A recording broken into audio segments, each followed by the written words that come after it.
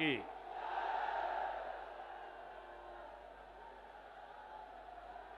आपकी आवाज दिल्ली तक सुनाई देनी चाहिए।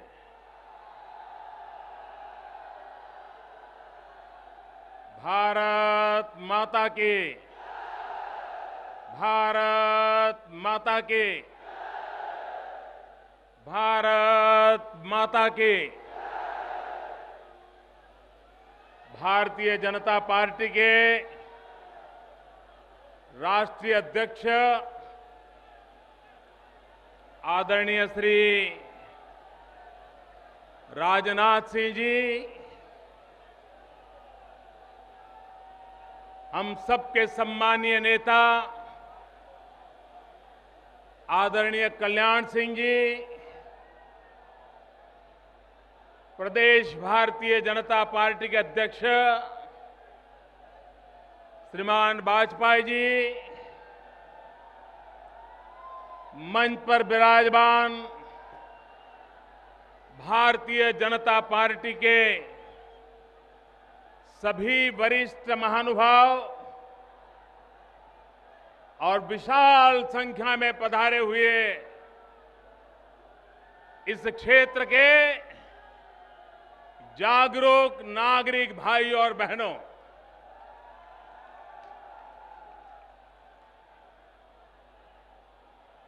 मित्रों, चुनाव में सभाएं पहले भी की हैं। कानपुर में भी पहले आया हूं। हिंदुस्तान के भिन्न भिन्न इलाकों में भी जाता हूं, लेकिन इस चमचमाती धूप में ये जो मैं मानव सागर देख रहा हूं,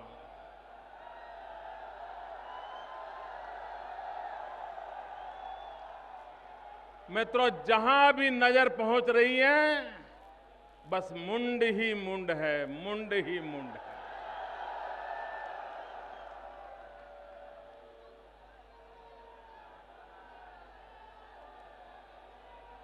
मित्रों,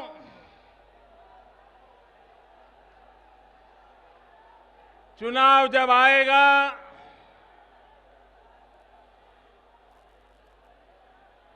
तब तो आप अपना कर्तव्य दिखाएंगे ही, तब तो आप अपनी ताकत का प्रदर्शन करेंगे ही। लेकिन आज मैं इतना जरूर कहता हूं कि कानपुर की इस रैली ने मुझे जीत लिया है।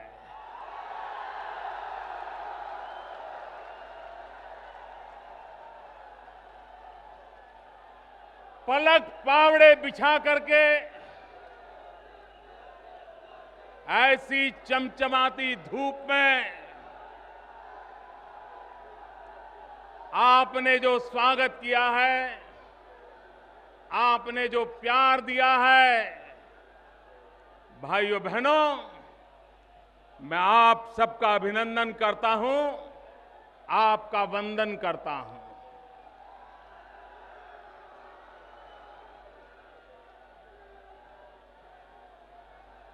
भाइयों बहनों, आप 3-3, 4-4 घंटे से इस चमचमाती धूप में आप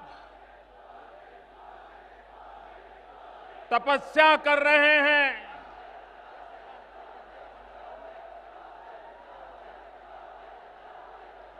इस चमचमाती धूप में आप जो तपस्या कर रहे हैं, मैं आपको विश्वास दिलाता हूं, मैं ये आपकी तपस्या कभी बेकार नहीं जाने दूंगा।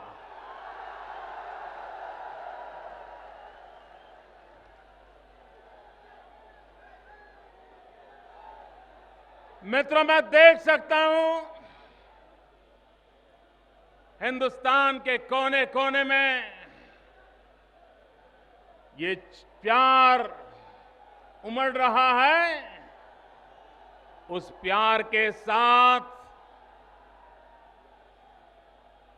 इस देश को तबाह करने वाले कांग्रेस पार्टी और उसके साथी दलों के प्रति जनता जनार्दन अपने गुस्से का भी प्रकटीकरण कर रही है। आप जब जयकारा बुलाते हैं, वो जयकारा देश को तबाह करने वाले लोगों को सजा करने का संकल्प लेकर के आता है।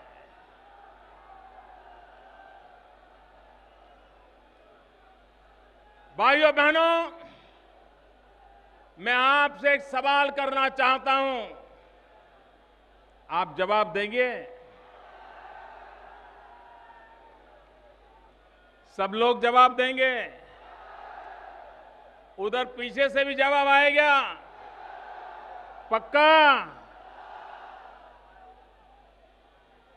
भाइयों बहनों, आप लोगों ने जिस कठिनाइयों में जिंदगी गुजारी है, जिस मुसीबतों में जिंदगी गुजारी है, जिस संकटों से आपने जीवन को पार किया है, क्या आप अपने बच्चों को भी ऐसी ही जिंदगी जीने के लिए मजबूर करना चाहते हो? आप अपने बच्चों का भविष्य बदलना चाहते हो?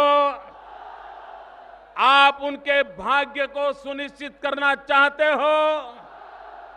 अगर आपको अपने बच्चों के प्रति प्यार है, आपके नौजवान बेटे के बेटी के प्रति प्यार है, और अगर आप उनका भविष्य उज्जवल चाहते हो, आज ही संकल्प करो, जिन्होंने आपको तबाह कर दिया, उनको आपके बेटों को तबाह करने का अधिकार नहीं देंगे।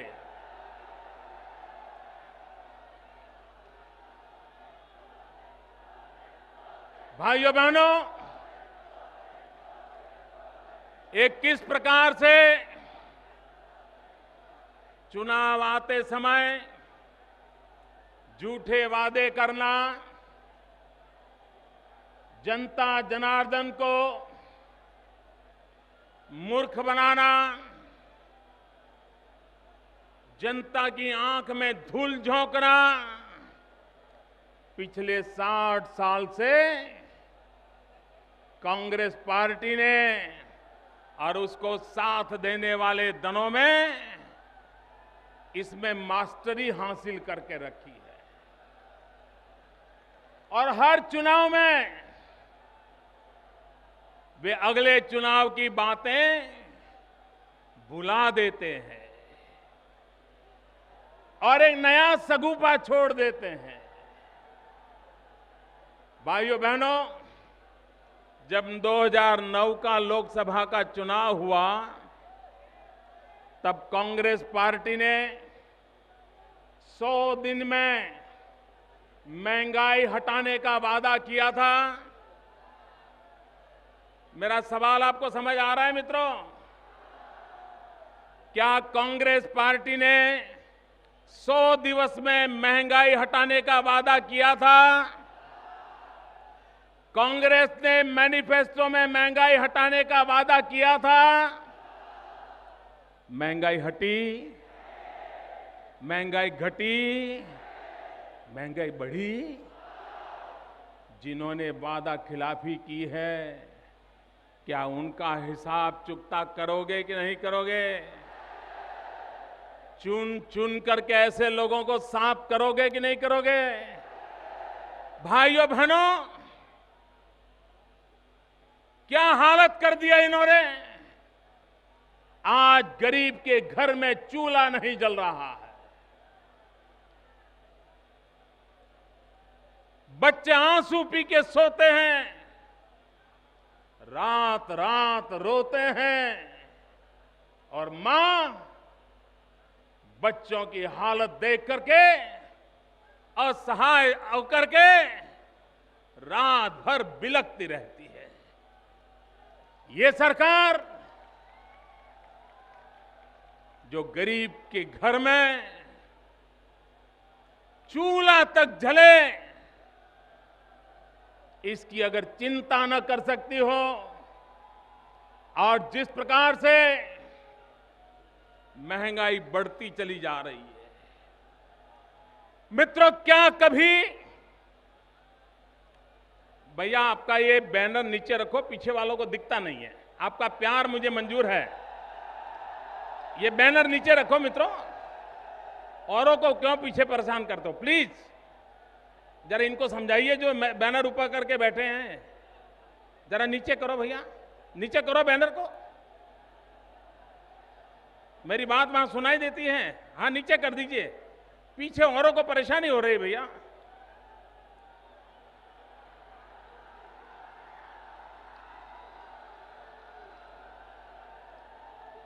आपका प्यार मुझे मंजूर है, लेकिन भैया पीछे लाखों लोग घंटों से तपस्या कर रहे हैं। मित्रों, महंगाई इतनी गरीब को परेशान कर रही है, लेकिन उससे भी ज्यादा दुख की बात यह है, क्या कभी देश के प्रधानमंत्री ने महंगाई रोक नहीं पाने के लिए एक शब्द भी बोला है? क्या कभी मैडम सोनिया जी ने महंगाई कम नहीं कर पा रही इसके लिए दुख जताया है? क्या कभी उनके शहजादे ने भी कभी दो शब्द कहे हैं? ये क्यों हो रहा है? मित्रों, ये इसलिए हो रहा है कि कांग्रेस का अहंकार 7वें आसमान पर है। उनको जनता जनार्दन की परवाह नहीं है, वे जनता की आवाज सुनने को तैयार नहीं है। वो अपने अहंकार में जी रहे हैं। अगर गलती हुई, कमी रह गई, जनता जनार्दन की अपेक्षाओं में खरे नहीं उतरे, तो कम से कम लोकतंत्र में उनका दायित्व बनता है कि वो जनता के पास जाएं, जनता को कहें कि हमने कोशिश की लेकिन महंगाई कम नहीं हुई। लेकिन भाइयों बहनों, ये इनका अहंकार इतना है कि उनको जनता जनार्दन की परवाह नहीं है। भाइयों बहनों, मैं आपसे सवाल पूछना चाहता हूं, जिनको आपकी परवाह नहीं है, क्या उनकी परवाह करनी चाहिए? क्या ऐसे लोगों को सजा करनी चाहिए? और इस चुनाव में ऐसे लोगों को ऐसी सजा करो, ऐसी सजा करो, आने वाले दिनों में सालों तक हिंदुस्तान की जनता के साथ ऐसी बेवफाई करने की हिम्मत इस देश का कोई भी दल न कर सके।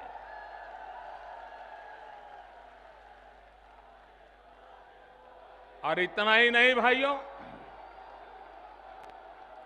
उनके जो साथी दल हैं, जो अपने राजनीतिक स्वार्थ के कारण, अपने निजी गुनाहों से बचने के लिए,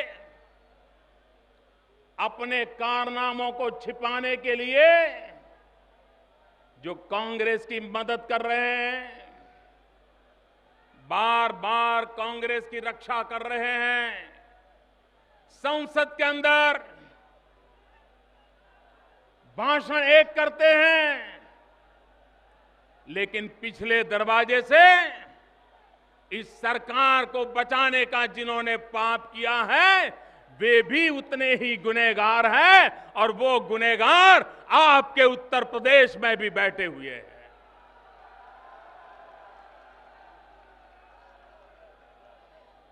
अभी आदरणीय राजनाथ सिंह जी 1857 के स्वातंत्र संग्राम का जिक्र कर रहे थे। यही कानपुर, यही मेरठ, यही झांसी 1857 का स्वातंत्र संग्राम का नेतृत्व इसी धरती ने किया था। और उस हमारे पूर्वजों ने ब्रिटिशरों से हिंदुस्तान को मुक्त कराने का संकल्प किया था। इसी कानपुर की धरती से आवाज उठी थी कि ब्रिटिशरों से हिंदुस्तान को मुक्त कराया जाए। भाइयों बहनों, आज फिर से कानपुर से आवाज उठनी चाहिए, कांग्रेस मुक्त भारत का नारा लगना चाहिए।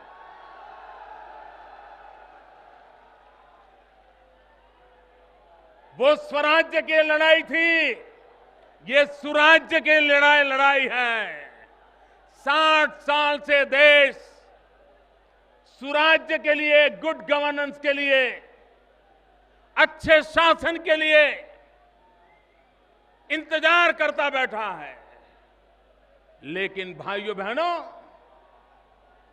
अटल बिहारी वाजपेयी के कालखंड के उन 6 सालों को अगर निकाल दिया जाए, अटल जी के नेतृत्व में देश ने जो विकास किया था, उस कार्यकाल को निकाल दिया जाए तो आपको नजर आएगा सिवाय तबाही के इनके खाते में कुछ नहीं आता है। और इसलिए भाइयों बहनों, इस देश का संकल्प होना चाहिए कि न सिर्फ कांग्रेस पार्टी, लेकिन उनके सारे चक्के बक्के, उनके साथीदार, उन सबको भी आने वाले चुनाव में हिंदुस्तान की राजनीति में नीचे धकेल देने की आवश्यकता है। तभी जाकर के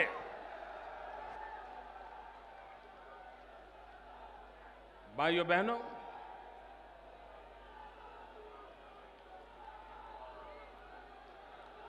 आज उत्तर प्रदेश की कानून व्यवस्था क्या है? पिछले 1 वर्ष में 5000 से अधिक निर्दोष लोगों की हत्याएं हुई है। आप कल्पना कर सकते हो, एक राज्य में 1 साल में 5000 से अधिक निर्दोष लोगों की हत्या हो जाए, और फिर भी उत्तर प्रदेश की सरकार अपनी वोट बैंक की राजनीति में अपने खेल खेलती रहती है। और मैंने सुना है इन दिनों जिन पर आतंकवाद के गंभीर आरोप लगे हैं, ऐसे लोगों को भी जेल से रिहा करने के कारनामे तैयार हो रहे हैं। क्या भाइयों बहनों, ऐसे लोगों को जेल से छोड़ना चाहिए? क्या कानून को कानून का काम करने देना चाहिए? क्या वोट बैंक की राजनीति के लिए ये देश की सुरक्षा के साथ खिलवाड़ करना चाहिए? क्या उत्तर प्रदेश में जो ये प्रवृत्ति चल रही है, इनको करारा जवाब देना चाहिए कि नहीं देना चाहिए? और इसलिए भाइयों बहनों, मैं आपके पास आया। इस देश के राजनेताओं को डर लगना चाहिए कि अब जनता जाग चुकी है। आपके वोट बैंक की राजनीति उत्तर प्रदेश को या हिंदुस्तान को तबाह नहीं करने देंगे। भाइयों बहनों,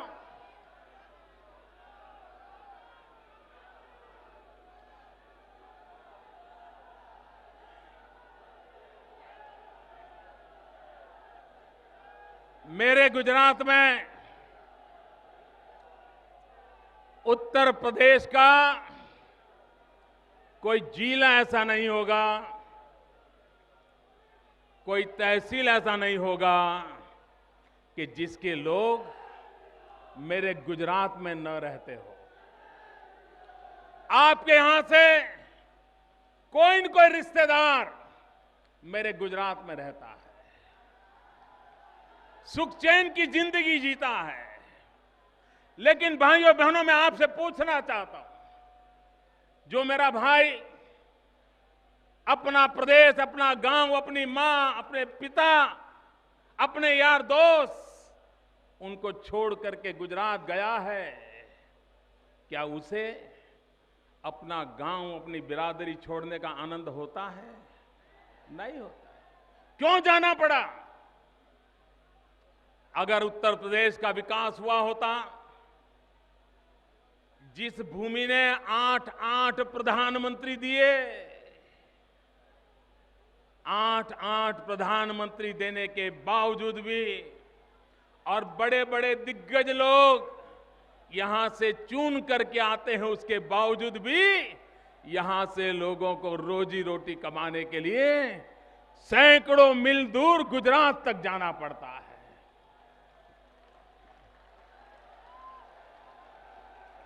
और जब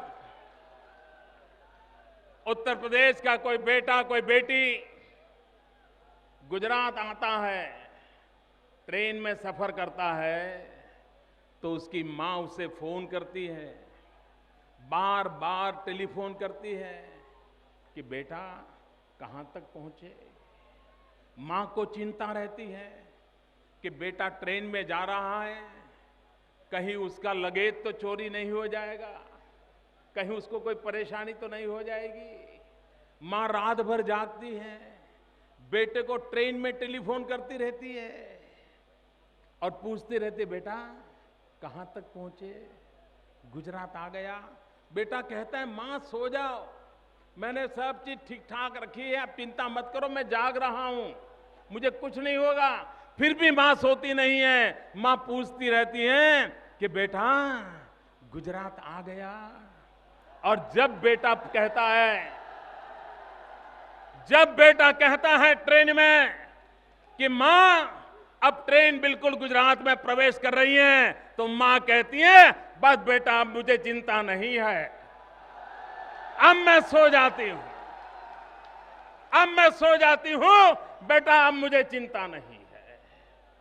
उत्तर प्रदेश का मेरा भाई भी गुजरात की धरती में प्रवेश करता है तो उसकी मां सुख चैन की जिंदगी जी सकती है, लेकिन उत्तर प्रदेश में वो मां परेशान होती है कि बेटा शाम को जिंदा घर लौट आएगा कि नहीं आएगा।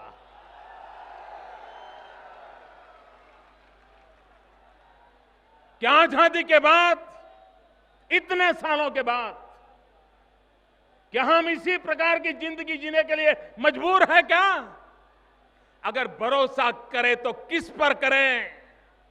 और इसलिए मैं कहता हूं भाइयों, इन सारी सल्तनतों को उखाड़ फेंकने का वक्त आ चुका है। एक नया सूरज, एक नई आशा, एक नया विश्वास, कमल की छाया में हम इस देश को साता देने की दिशा में संकल्पबद्ध बने, उसका वक्त आ चुका है। भाइयों बहनों, मैं नौजवानों से पूछना चाहता हूं, आपके अगर कानपुर की जो दुर्दशा हुई है, मिलें बंद हो गई, नौजवान बेरोजगार हो गए, अभी राजनाथ सिंह जी वर्णन कर रहे थे किस प्रकार से आर्थिक रीढ़ को तोड़ दिया गया, खत्म कर दिया गया है। भाइयों बहनों, पूरा हिंदुस्तान एक बात पे गर्व करता रहा है,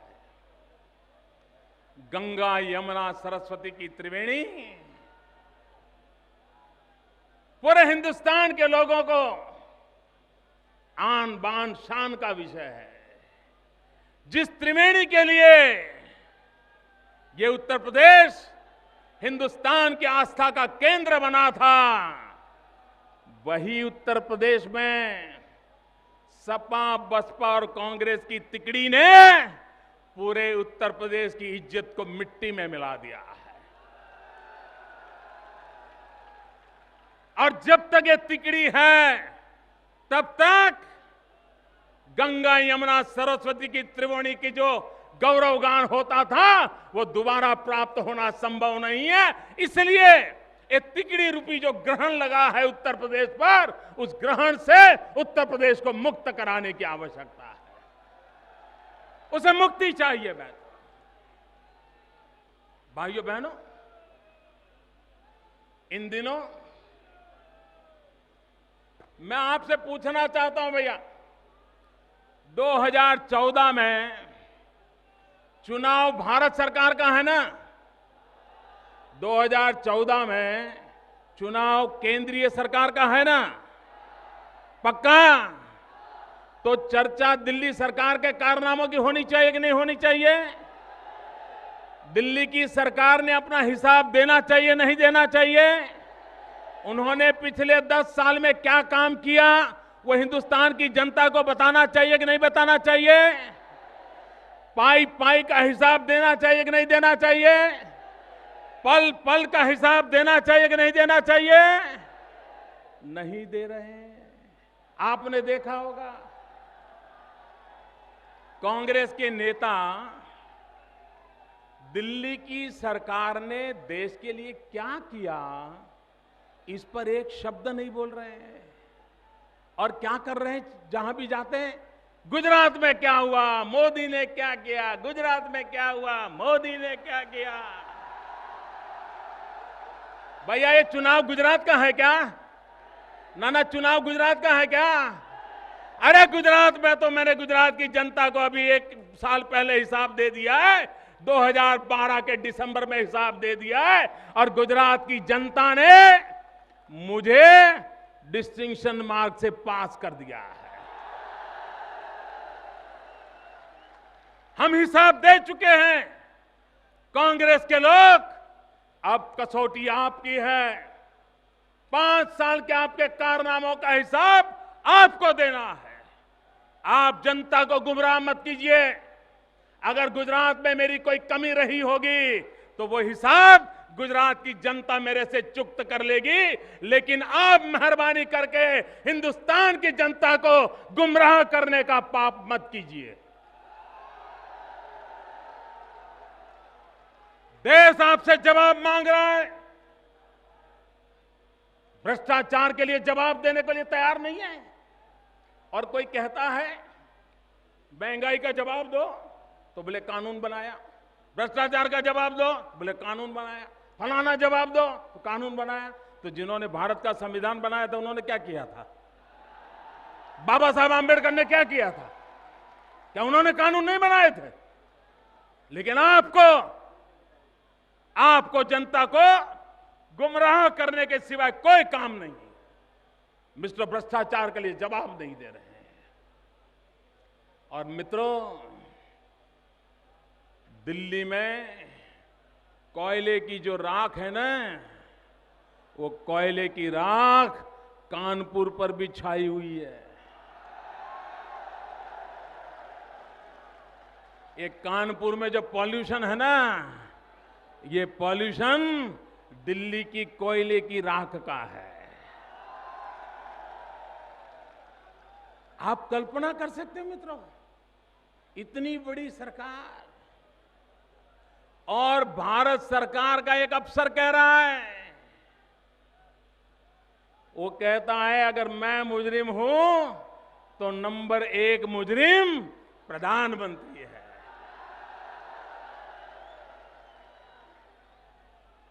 भाइयों बहनों, किसी भी प्रधानमंत्री के लिए ऐसे शब्द हमने कभी सुने थे मित्रों? ये कैसी सरकार है? और सुप्रीम कोर्ट में जाकर के कह रही है फाइल खो गई है। अरे मित्रों, फाइल ही नहीं, दिल्ली में तो पूरी सरकार खो गई है। कहीं पर ये सरकार नजर नहीं आ रही है। और मित्रों, कानून दृष्टि से सुप्रीम कोर्ट के दरवाजे पर दिल्ली सरकार के हलफनामे में भले फाइलें गुम हो गई होगी, लेकिन हकीकत तो यह है कि आपके कारनामों के कारण हिंदुस्तान की लाइफ खो गई है। हिंदुस्तान की लाइफ खो गई। कानून के दायरे में फाइल होगी, लेकिन हिंदुस्तान के जनजीवन के लिए आपने हमारी फाइल नहीं, हमारी लाइफ खो दी है, हमारे सपनों को चूर चूर कर दिया है। और इसलिए भाइयों बहनों, कांग्रेस पार्टी हो या उनके साथी दल हो, चाहे वो सपा हो चाहे बसपा हो, और इसलिए भाइयों बहनों, समय की मांग है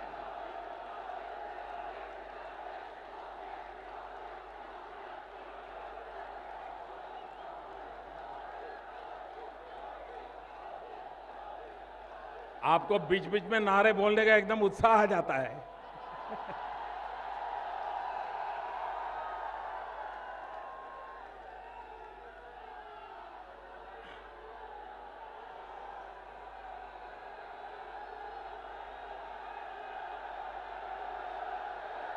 मित्रों, हमारा गांव, हमारा गरीब, हमारा किसान कांग्रेस के लिए ये सिर्फ मजाक का विषय बन गया है। आप देखिए, कांग्रेस के नेताओं की भाषा देखिए, वो शाहजादे कहते हैं कि गरीबी बरीबी कुछ नहीं होता है। आप हैरान हो जाओगे दोस्तों, ये कांग्रेस के नेता क्या बोल रहे हैं। वो कहते हैं ये गरीबी बरीबी कुछ नहीं होता है, ये तो सिर्फ मन की अवस्था होती है, स्टेट ऑफ माइंड। भाइयों बहनों, जो सोने की चम्मच लेकर के पैदा हुए हैं, उनको गरीबी क्या होती है पता कैसे है। जिनको गरीबी क्या होती है वो देखने के लिए पूरे कैमराओं का पूरा हुजूम लेकर के गरीब की झोपड़ी देखने के लिए जाना पड़ता है, और कैमरा वालों को कहा जाता है इस कोने से फोटो लो, इस कोने से फोटो लो, ताकि दुनिया को पता चले। भाइयों बहनों, हम तो पैदा ही गरीबी में हुए हैं।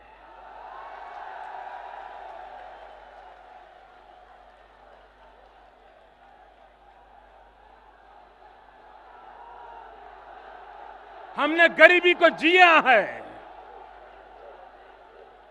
हमने गरीब के दर्द को जाना है, और कोई अगर गरीब के ऊपर इस प्रकार से मजाक करता है, मखौल उड़ाता है, तो मुझे उतनी ही पीड़ा होती है जो बचपन में मैंने अपनी गरीबी के समय अनुभव की थी।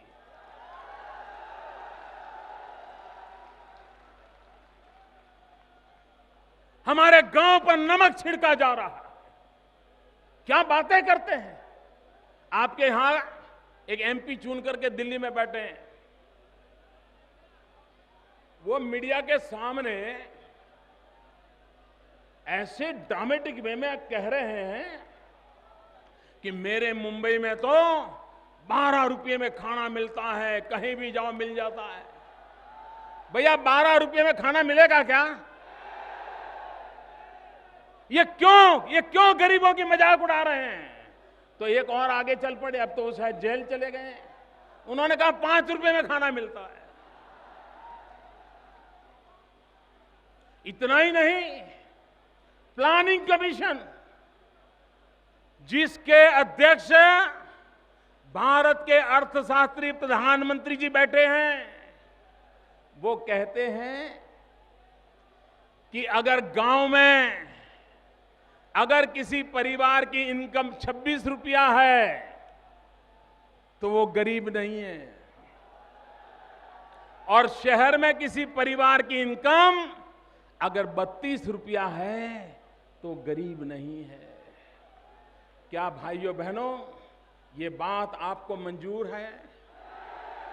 अगर इस प्रकार की बातें करने वाले लोग गरीबों का भला कर सकते हैं, गरीबों के घर में शिक्षा पहुंचा सकते हैं, गरीब के मां बाप बीमार हो तो दवाई पहुंचा सकते हैं, गरीब के बच्चों को शिक्षा चाहिए शिक्षा दे सकते हैं, जिनकी परिभाषा ही ऐसी है, जिनके लिए 26 रुपए की इनकम यानी गरीबी से बाहर आ गया, यही अगर इनकी सोच होगी तो मेरे देश के गरीबों का क्या होगा? भगवान ही उसका मालिक है और कोई उसका बचा नहीं सकता। यह हाल उन्होंने करके रखा है। मित्रों, सरकार किसी भी की क्यों न हो, सरकार गरीबों के लिए होती है, सरकार गरीबों के कल्याण के लिए होती है, सरकार गरीबों के दुख बांटने के लिए होती है। कोई सरकार अमीरों के जेब में नहीं होनी चाहिए, सरकार अमीरों के लिए नहीं होनी चाहिए, सरकार गरीबों के लिए होनी चाहिए। लेकिन इनको गरीबों की परवाह नहीं है। इतना ही नहीं, इन दिनों वो फूड सिक्योरिटी बिल का ढोल पीट रहे हैं। मित्रों, उसमें जो अनाज देने की बात कही है ना, ये जो मध्याह्न भोजन में मिड डे मील में एक छोटे बालक को जितना अनाज मिलता है, उससे भी कम अनाज बड़ी उम्र वालों को देने का कानून बनाया है। अब ये भूखा रखने का कानून है कि पेट भरने का कानून? क्या ये भूखा रखने वाले कानून बनाने वालों को अब भूखा रखने का समय आया है कि नहीं आया है? और इसलिए उनकी सत्ता भूख मिटनी नहीं चाहिए मित्रों, उनको सत्ता से बेदखल कर देना चाहिए और तब जाकर के उनको समझ आएगा कि गरीब की भूख क्या होती है।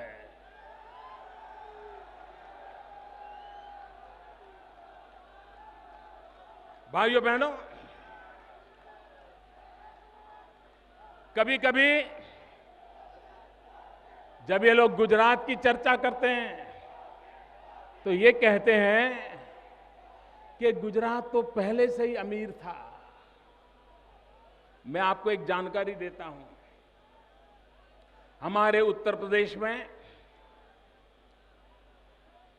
शेड्यूल कास्ट का पॉपुलेशन करीब 21% है। हमारे यहां शेड्यूल ट्राइब का पॉपुलेशन उत्तर प्रदेश में बहुत कम है, छुटपुट बहुत ही कम। मित्रों, गुजरात में उत्तर प्रदेश से छोटा प्रदेश है, लेकिन गुजरात में शेड्यूल कास्ट, शेड्यूल ट्राइब, वो जनसंख्या 22% है, 22%। यहां 21% है, वहां 22% है। और हमारा जो 16 किलोमीटर समुद्री तट है, जहां पर गरीब मछुआरों की बस्ती है, अगर वो मैं संख्या जोड़ दूं तो उससे भी बहुत ज्यादा हो जाती है। इन सारी परिस्थितियों के बावजूद भी अगर गुजरात प्रगति कर सकता है तो उत्तर प्रदेश में कांग्रेस की सरकार हो या सपा की सरकार हो या बसपा की सरकार हो, दिन रात ये आंकड़े दिखा दिखा करके रोते बैठने की जरूरत क्या है? आप में लोगों को भला करने की इच्छा नहीं है, आप में दम नहीं है, और इसी के कारण आप इन कामों को कर नहीं पा रहे हो। उसी की परिस्थिति पैदा हुई है। और भाइयों बहनों, कांग्रेस पार्टी जब भी संकट में आती है, कोई भी बात कहो तो एक मंत्र पकड़ करके बैठ जाती है बचने के लिए, लोग समझे या न समझे। लेकिन चुनाव जीतने के लिए उनके पास एक ही जड़ी बूटी है, और वो जड़ी बूटी है वोट बैंक की राजनीति। और इसलिए आए दिन सेकुलरिज्म के मंत्र गा करके लोगों को बांटने का काम करते हैं। भाइयों बहनों, हम भारतीय जनता पार्टी के लोग संकल्पबद्ध है। हमारा मंत्र है, हम चाहते हैं देश की भलाई के लिए हिंदू अच्छा हिंदू बने, मुसलमान अच्छा मुसलमान बने, ईसाई अच्छा ईसाई बने, बौद्ध अच्छा बौद्ध बने, सिख अच्छा सिख बने और हम सब मिलकर के भारत मां को अच्छा बनाने का काम करें, ये हमारी सोच है।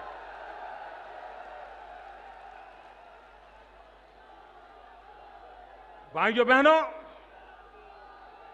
और जब आज भारतीय जनता पार्टी, हिंदुस्तान की जनता ने तय कर लिया है 2014 में परिवर्तन निश्चित है। 2014 में इस देश की जनता भारतीय जनता पार्टी को विजयी बनाएगी, ये भी निश्चित है, हमें कोई दुविधा नहीं है। और मैं जब सरकार की बात कर रहा हूं तब मैं साफ शब्दों में सुनाना चाहता हूं लोगों को, सरकार का एक ही मजहब होता है, सरकार का एक ही मजहब होता है, नेशन फर्स्ट, इंडिया फर्स्ट। सरकार का एक ही मजहब होता है, इंडिया फर्स्ट। सरकार का एक ही धर्म ग्रंथ होता है और सरकार का धर्म ग्रंथ होता है भारत का संविधान, हमारा कॉन्स्टिट्यूशन। सरकार की एक ही भक्ति होती है, सिर्फ और सिर्फ भारत भक्ति। सरकार की एक ही शक्ति होती है, 125 करोड़ की जनशक्ति, ये सरकार की शक्ति होती है। और सरकार की एक ही कार्यशैली होती है, सबका साथ सबका विकास। हर एक के लिए विकास होना चाहिए। मित्रों, हिंदुस्तान में वोट बैंक की राजनीति बहुत हो चुकी है। 60 साल हम बर्बाद कर चुके हैं, पीढ़ियां खत्म होने आई हैं। अब हमें वोट बैंक की राजनीति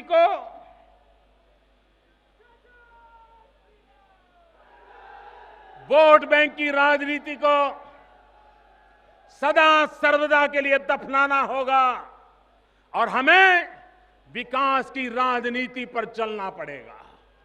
भाइयों बहनों, हम इस चुनाव में विकास के मुद्दे लेकर के आपका समर्थन चाहते हैं। हम देश को विकास की नई ऊंचाइयों पर ले जाना चाहते हैं। हम देश को विकास की राह पर ले जाना चाहते हैं। हम नौजवानों को रोजगार मिले, किसान को अपने पैदावार के पैसे मिले, खेत को पानी मिले, बच्चों को शिक्षा मिले, बूढ़ों को दवाई मिले। ये अगर हम मिनिमम चीजें भी अगर करने का संकल्प लेकर के नहीं चलते तो आजादी के 60 साल हमने बर्बाद किए हैं। और इसलिए भाइयों बहनों, दिल्ली में एक ऐसी सरकार हम बनाएं जो सरकार आपके भाग्य को बदलने के लिए कृतसंकल्प हो, जो सरकार आपके बच्चों का भविष्य सुनिश्चित करने वाली हो, जो सरकार आपके नौजवान बेटे को रोजगार का प्रबंध कराने के लिए संकल्पबद्ध हो, ताकि शान के साथ लोग जीना सीखें। भाइयों बहनों, विकास का मंत्र लेकर के भारतीय जनता पार्टी नई ऊंचाइयों की ओर हिंदुस्तान को ले जाना चाहती है। भाइयों बहनों, हमारे पड़ोसी देश आए दिन हमें ललकारते हैं और दिल्ली की सरकार चिकन बिरयानी के भोजन परोसती रहती है। जब हमारे 2 जवानों के सर काट दिए गए तो प्रधानमंत्री ने सीना तान करके कहा कि अगर आगे ऐसा हुआ तो हम देख लेंगे। कुछ ही दिनों के बाद सीमा पर हमारे जवानों को गोलियों से भून दिया गया। और इतना ही नहीं, भारत के रक्षा मंत्री और भारत की सेना दोनों ने अलग अलग वर्जन दिए। क्या किसी देश में ऐसा हो सकता है कि सेना एक बात कहे और रक्षा मंत्री दूसरी बात कहे? मित्रों, ये हालत इन्होंने बना के रखी है। मित्रों, कांग्रेस पार्टी का चरित्र भागला करो राज करो का है। कांग्रेस पार्टी के डीएनए में, कांग्रेस पार्टी के ब्लड में, कांग्रेस पार्टी की सोच में डिविजिव, विघटनकारी, तोड़ने वाली, भाई से भाई को अलग करने वाली ये मानसिकता भरी पड़ी हुई है और ये अंग्रेजों से सीख करके आए हैं।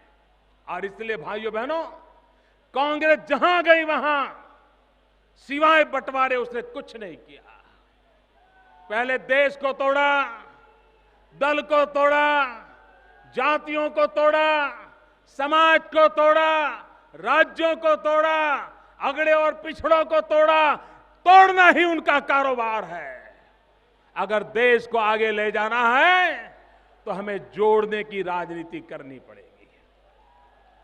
सब समाज को एक साथ लेकर के, हर किसी को जोड़ करके अगर हम आगे चलेंगे तो 125 करोड़ देशवासियों की शक्ति हिंदुस्तान के भाग्य को बदलने के लिए सामर्थ्यवान है। और इसलिए भाइयों बहनों, हम विकास की राजनीति चाहते हैं, हम जोड़ने की राजनीति चाहते हैं। हम 125 करोड़ देशवासियों की शक्ति के भरोसे हिंदुस्तान का भाग्य निर्धारित करना चाहते हैं। भाइयों बहनों,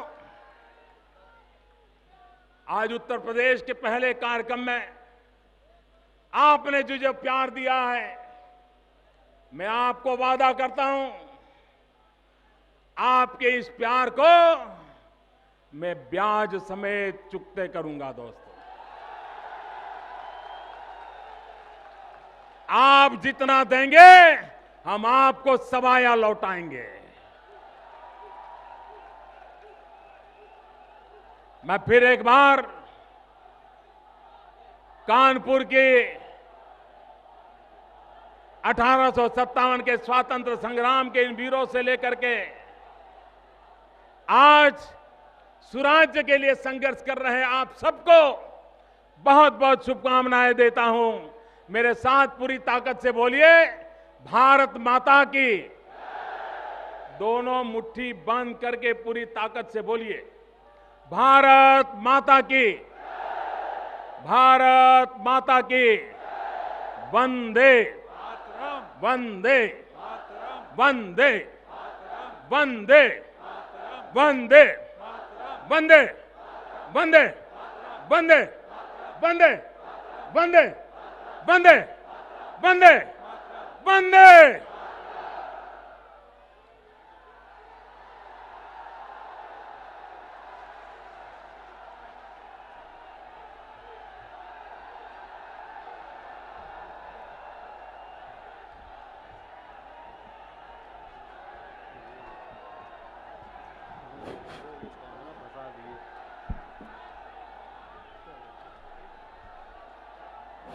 हेलो।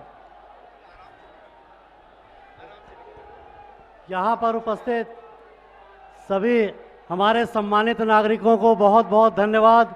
कानपुर महानगर की तरफ से, कानपुर क्षेत्र की तरफ से, उत्तर प्रदेश भारतीय जनता पार्टी की तरफ से आप सबका आभार। सभी लोगों से आग्रह है कि बहुत आराम से निकलेंगे। ये अपार लोगों का समूह बहुत ही आराम से एक तरफ से निकले। आप सब लोगों को इतने दिनों से भारतीय जनता पार्टी के कार्यकर्ताओं के साथ आम जनता ने जो ये अपार इसमें